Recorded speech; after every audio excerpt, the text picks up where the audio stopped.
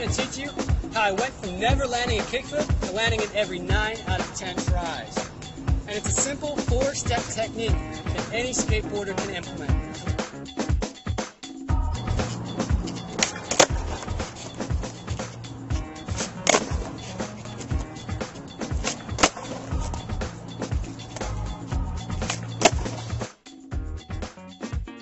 Follow these 4 steps that I'm about to teach you and go out and practice it. You'll surely be able to do the same thing. It's a scientific, step-by-step technique that I've taught hundreds of skateboarders how to kickflip just like I have. The first step is learning the proper foot positioning on the skateboard.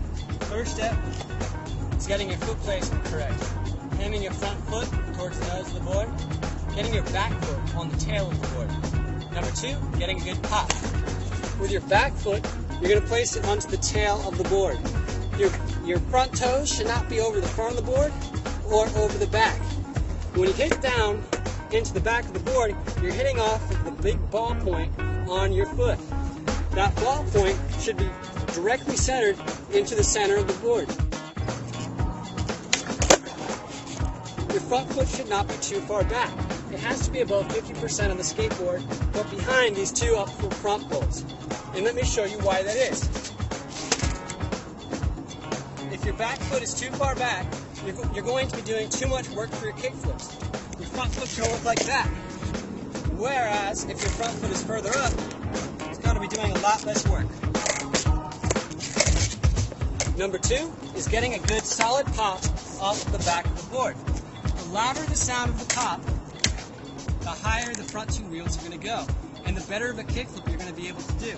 So a powerful pop starts with a hard pushing down into the front foot, into the back foot, but also a centered pop into the center of the board.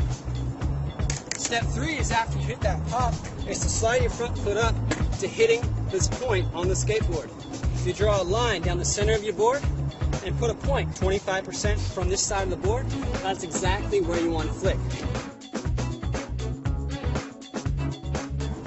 Front foot needs to be angled to hit exactly towards that spot. If it's too far angled out, you're going to completely miss that spot and it's going to be flicking over here, either causing you to do a half spin or to not spin at all. You can do the same thing virtually by hitting more towards the center of the board, kicking your foot straight forward like as you're doing with an ollie.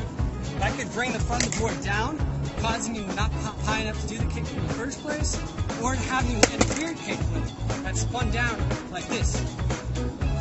Step 4 in landing the kickflip is after it spins, to catching the board on all 4 bolts on either side, depending on it, looking in the direction that you're going and riding away. Now I'm about to show you me land more than 10 kickflips in a row using this very same technique. After you're done watching this video, replay it over and over again so you can learn how to do the same thing as me.